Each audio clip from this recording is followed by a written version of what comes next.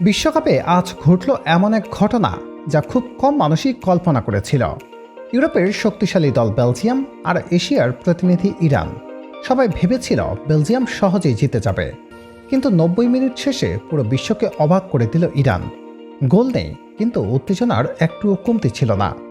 VAR, লাল card আর শেষ মুহূর্তের রূদ্ধশ্বাস লড়াই, সব মিলিয়ে এটি ছিল বিশ্বকাপের অন্যতম নাটকীয় ম্যাচ।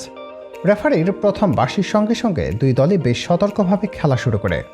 বেলজিয়াম শুরু থেকেই বলের দখল নিজেদের কাছে রাখার চেষ্টা করে মাঝমাঠ থেকে একের পর এক আক্রমণ সাজাতে থাকে তারা। অন্যদিকে ইরান কোনো তাড়াহুড়ো করে দেয়। তারা জানতো বেলজিয়ামের মতো দলের বিপক্ষে সামান্য ভুল বড় ক্ষতির কারণ হতে পারে, তাই রক্ষণকে শক্ত রেখে সুযোগ পেলেই দ্রুত কাউন্টার অ্যাটাকে উঠে আসে। প্রথমার্ধে বেলজিয়াম কয়েকটি ভালো সুযোগ তৈরি করলেও ইরানের ডিফেন্ডার ও গোলরক্ষক অসাধারণ দৃঢ়তা দেখান।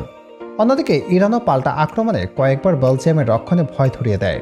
ফলে প্রথম ৪৫ মিনিট শেষে গোলশূন্য ড্র নিয়ে বিরতিতে যায় দুই দল। দ্বিতীয়ার্ধ শুরু হতেই ম্যাচের গতি পুরোপুরি বদলে যায়। দুই দলই বুঝতে পারে এই ম্যাচে একটি গোলই ফলাফল নির্ধারণ করে দিতে পারে। এরপর আসে ম্যাচের সবচেয়ে আলোচিত মুহূর্ত। ইরান দুর্দান্ত এক আক্রমণ থেকে বল জালে পাঠায়। পুরো স্টেডিয়ামে আনন্দের বিস্ফোরণ। ইরানের খেলোয়াড়রা উদযাপনও শুরু করে দেয়। কিন্তু এরপরই আসে ভিএআর। রেফারি ভিডিও অ্যাসিস্ট্যান্ট রেফারির সঙ্গে কথা বলার পর সিদ্ধান্ত নেয় অফসাইড। মুহূর্তের মধ্যে ইরানের আনন্দ পরিণত হয় হতাশায়। এই সিদ্ধান্ত নিয়ে ম্যাচ শেষে সামাজিক যোগাযোগ মাধ্যমেও শুরু হয়েছে তুমুল আলোচনা।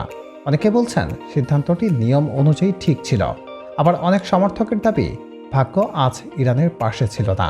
এর কিছুক্ষণ পর বেলজিয়ামের জন্য আরও বড় ধাক্কা আসে। ডিফেন্ডার নাথান অ্যানকয় লাল কার্ড দেখে মাঠ ছাড়লেন। এরপর পুরো ম্যাচের চিত্রই বদলে যায়। শেষের দিকে 10 জন নিয়ে রক্ষণ সামলাতে ব্যস্ত হয়ে পড়ে বেলজিয়াম। অন্যদিকে ইরান একের পর এক আক্রমণ চালিয়ে যায়।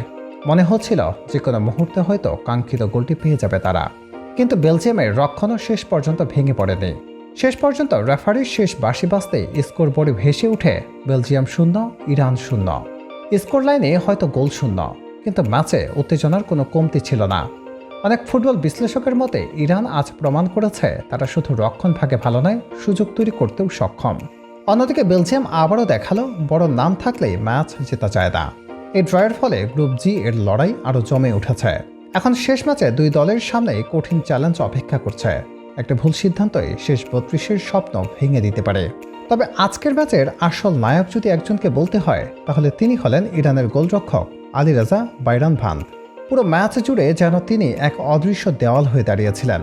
কেভিন ডি ব্রুইনের নিখুঁত পাস থেকে আসা নিশ্চিত গোলের সুযোগ, টাইলেমান্সের জোরালো শট, ডি কুইপারের কাছ থেকে নেওয়া ফিনিশ, সবকিছুই অসাধারণ রিফ্লেক্সে ফিরিয়ে দেন বাইরানভান্দ।